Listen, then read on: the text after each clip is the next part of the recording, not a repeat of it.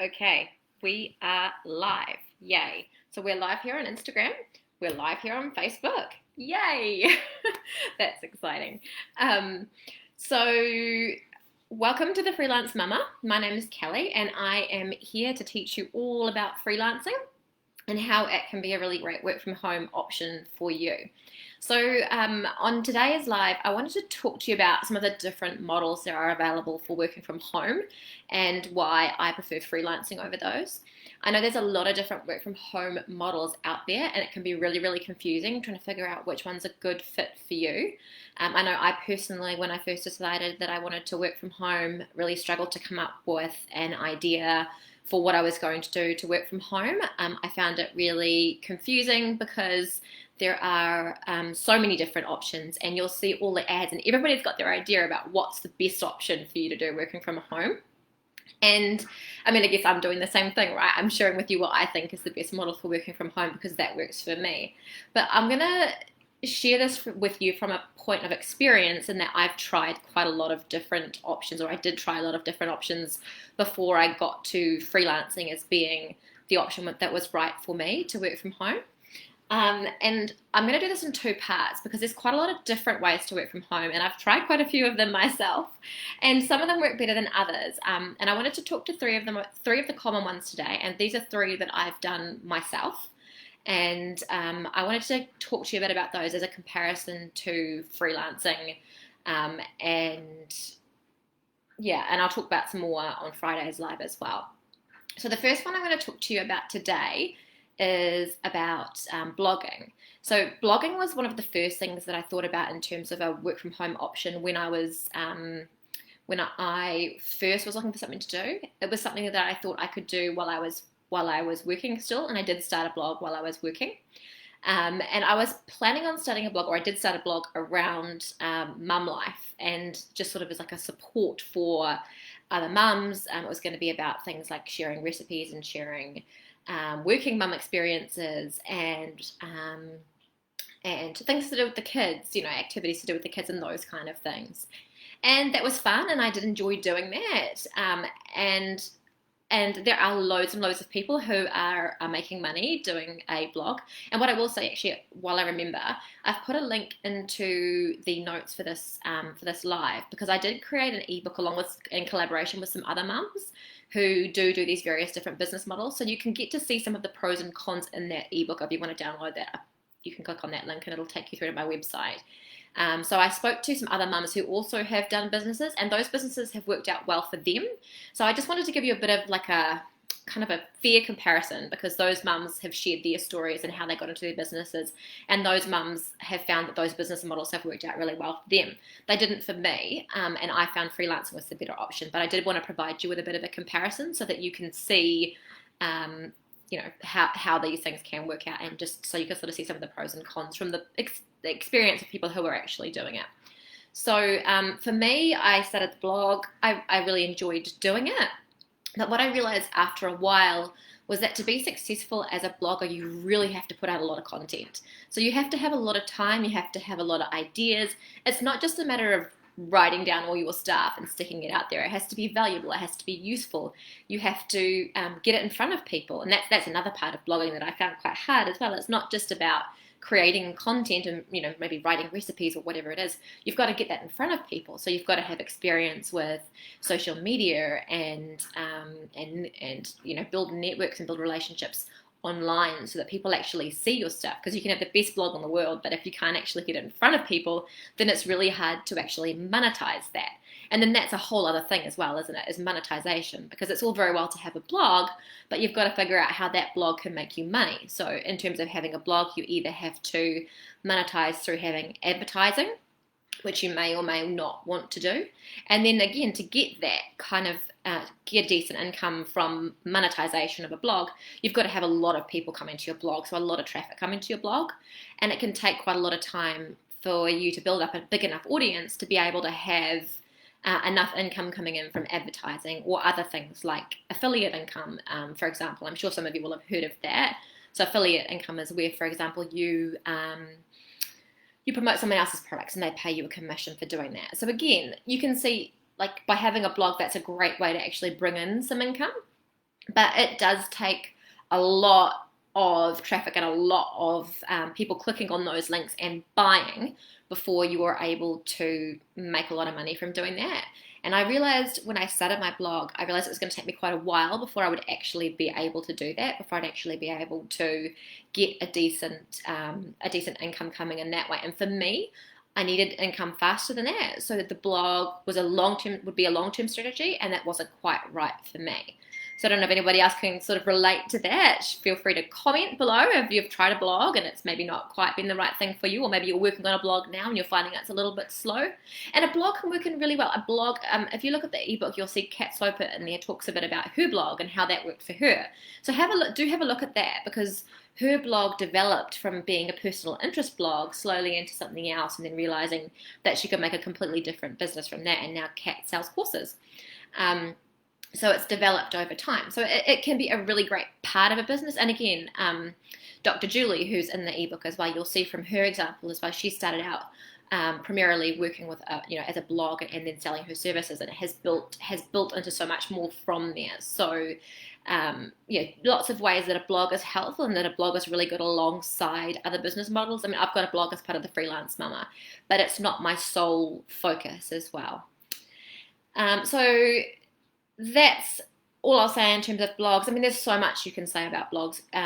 What I found as a comparison to freelancing, and again, you're going to find this with the different business models. I'll talk a little bit about it. But what I found with freelancing for me is that freelancing was something that enabled me to start earning a lot faster. So I already knew my skills, obviously from my job. I knew how to do what I was doing.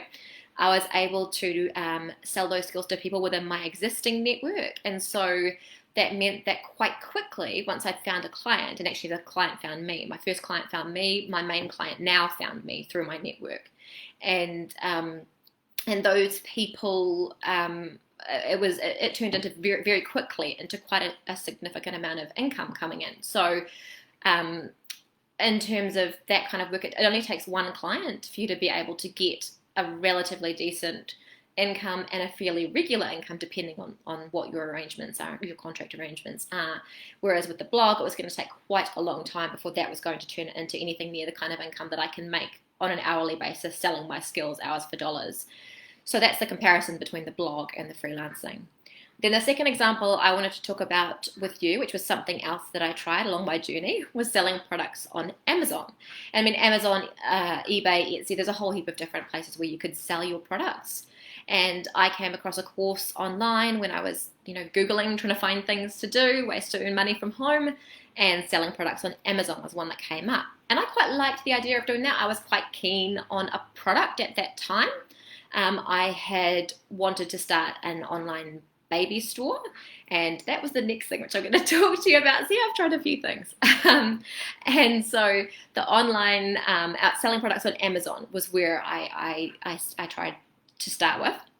So I did this course, I did a bit of research online, got to know products, tried and sort of researched quite a few different products, and then had to try and source those products. So I found a product that I was interested in. I then had to try and find somewhere to manufacture that product. And obviously there's quite a lot of cost to this. So starting a product business, while it sounds easy in principle, there's actually quite a lot to it. There's quite a lot of moving parts. You've got to find the right product, which is a challenge in itself. You've got to find a market for that product. You've got to know that people are going to want to buy that product, because you're investing quite a bit of money up front in either having a product designed or, there's lots of different ways you can do it. You hear of people doing, finding an existing product and selling an existing product. What I was talking about doing for Amazon was creating my own line of products and then selling those on Amazon. So I found a supplier who was able to manufacture the products for me, and then I was selling in Amazon in the US. Amazon has different different outlets in the UK, US, etc. So I found one. I decided to sell in the US one. There's quite a big market there.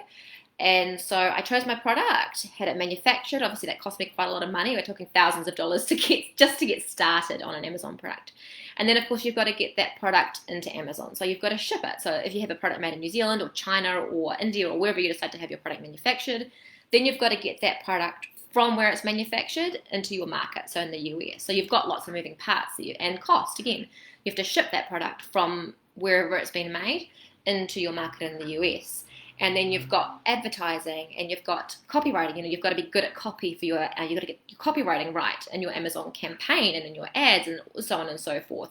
And you've got loads of competition, and so there's loads and loads and loads of parts to running a successful Amazon business. It's not, as the gurus, the ads you'll see on Facebook say, it's not just a matter of buying a product and flicking it off into Amazon or Etsy or wherever it is. There is a lot to it. And from my experience, the product, when I researched it, I thought, okay, that sounds great. By the time the product was manufactured, that took a lot longer than I'd expected. The process was a lot longer than I expected. There were delays with manufacturing and so on and so forth. It took longer than I expected for the product to get from my product I had manufactured in China, had it shipped to the US. That took longer than I thought. Then when it got into Amazon, there were some packaging issues which arose due to a sort of a language difficulty between myself and my Chinese manufacturer.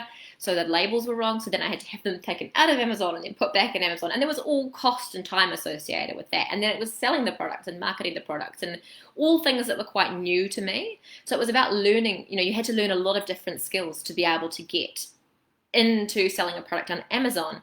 And then that one product, again, the margins are quite small. So it's not just, you have to sell either a lot of volume of your product, or you have to add lots of products to your product range for you to be able to make a good income selling products on Amazon. So for me, that again wasn't the right model. There's a lot of upfront cost, there's a lot of ongoing cost, and you have to sell a lot of units and have a lot of demand for you to be able to do well in that. And then when you do start to do well in a product in Amazon, what you tend to find is that other people copy your product or come up with a slightly cheaper product, and then it can be quite hard to be able to make a good income from doing that. So again, I found that wasn't a model for me. I also really didn't enjoy the aspect of customers' returns and queries and those kinds of things. Like, I found that quite stressful. I felt like I had a really good product, but I found it really stressful if other people didn't. It wasn't the right thing for them, or there were problems with it. That really kind of did my head in, made me kind of upset me, not finding that they didn't love the product as much as I did. So that wasn't a great model for me either. And again, comparing that to the freelance model, like for freelancing, there's very little in terms of upfront cost. Often you have what you need to have to start your freelance business. You'll probably have your laptop and your internet connection and your phone and the kinds of things that I talked about in the last episode as well, that there's very little you need upfront often to start as a freelancer. You have your skills, you have your networks of people who are potentially looking for someone with your skill set. So it's a lot easier to get started as a freelancer without massive upfront costs compared to what it's like trying to ship a product into the likes of Amazon and so on and so forth. So again, for me, freelancing was a much better model. I could start earning a lot quicker. There weren't months of time spent negotiating with manufacturers and finding the right product and then shipping and all of those different moving parts. It was find a client or have a client find me and then do what I already knew. I didn't have to learn all sorts of new skills to do it. So again, for me, that was another advantage of freelancing over that Amazon product model. Now, something else that I tried along my journey as well, and it kind of arose out of the Amazon products as well, is that I started investigating baby products for Amazon because I had small children. I wanted to create a high quality range of, eco-friendly baby products, and I had in my mind this idea of having products manufactured out of organic cottons and really nice fabrics and really, ethical, creating a really ethical brand. But I totally underestimated how much it would cost to do that. Obviously, again, a bit like the shoes, to have a clothing brand required, having a large amount of capital up front. I'd underestimated that. So when I ended up buying a small baby boutique, a small online store, and I ended up, so I bought the store from somebody else. I wanted to completely reframe it and make it different. It had a good audience, which I thought would be a really good start. I thought by buying the audience, that would enable me to kind of skip a few steps in terms of having to audience build from scratch. If any of you have started a business online will know that it's quite a slog to build an audience, to get a big following on Facebook or Instagram or whatever, to try and start to have an audience to sell your products to get your products in front of. So I bought the audience when I bought the business. I changed the product range to be more aligned with that eco-friendly type of product range. I did some handmade products that I made myself. And partly the reason for that was because I found it harder than I thought it would be to get products manufactured for me. So what I ended up doing for the product business is it was about them becoming a retailer for people who sold their products wholesale. And that's a whole other ballgame as well, because you're then only, it's a bit like the commission kind of model, like you're selling on behalf of somebody else. So your margins are often quite small when you're doing a product type business if you're selling on behalf of somebody else. And then I never actually ended up, apart from the baby shoes, I bought some of the baby shoes to New Zealand and sold them here as well, but I never ended up going as far as manufacturing my organic cotton products over. It was most practical to have them manufactured overseas, somewhere like India, out of organic cottons. And there were ways to do that, but you had to have huge product volume. So it wasn't just a matter of buying 100 onesies. It was, you'd have to buy, hundreds and hundreds of onesies. And then you couldn't just have a product range based on onesies. You had to have onesies and bodysuits and socks and hats and all of those things. So you're talking tens of thousands of dollars to establish a product brand. Or the alternative, which is what I ended up doing, was selling products on behalf of other businesses. So I found those kinds of products that I wanted to sell, the organic cotton and those sorts of things, and then was selling them on behalf of other businesses. For me, what that meant, though, was that I was selling, only making small margins. So again, you have to turn over a large volume of products. So much like the shoes, what I found is that I had to, you have to become an expert on Facebook and on advertising and copywriting and customer service, and there's so many different parts to it. And again, those were all things that I didn't have experience in the past. I'd never worked retail, I've never done marketing and that kind of thing, so it didn't come naturally to me. And again, while I did manage to generate some income from it, the income was quite small, and I found that I had to, in order to grow that business to the kind of income that I wanted it to generate, then I would have to put a lot of the money, any profit that I made from selling the products, back into growing the business, back into sourcing more products. And eventually, yes, it would have got there. It would have, if I had continued with it, I would have eventually gotten to the point where I was able to generate the kind of income I wanted to from that business. But the advice that I had was that I'd be probably looking at something like 3 to 5 years before I was able to make the kind of income that I wanted. Now, comparing that to freelancing, when I got a regular freelance job, I was able to start earning the kind of income I wanted to be earning pretty much straight away. So it's just completely different. If you can pick up the contracts that enable you to earn, get regular work in, then you can replace your income virtually straight away if you get the right jobs. I mean, I'm not saying that will happen in every case, but fairly quickly you can replace your income by doing contract work as a freelancer. So whereas I was looking at maybe 3 to 5 years to replace my income doing the product type business, and possibly similar with a blog, I was a bit less certain on the blog. You can see all those different business models. They've got potential, absolutely. And the ladies you'll see if you download the ebook, the ladies in the ebook have made those models work, and that's fantastic for them. Obviously, they had the time to be able to do that, and the money to be able to do that. To be able to make that last. But if you don't have that option, I really think freelancing is a really great option for you to be able to do that. I have to go. I have somewhere I have to be. Can you believe it? It feels so weird to have somewhere you have to be now after being locked down in your house for so long. But I do have to get going. I'd like to say a really big thank you to those of you who've stuck around and listened to me. I can see there's a few of you on live, so thank you for listening. I hope you have a wonderful day, and I will look forward to talking to you again on Friday about some more of the different options that are available and how I compare those to freelancing. Have a lovely day. Enjoy the sunshine if it's sunny where you are like it is here. And I will talk to you again on Friday. See you later.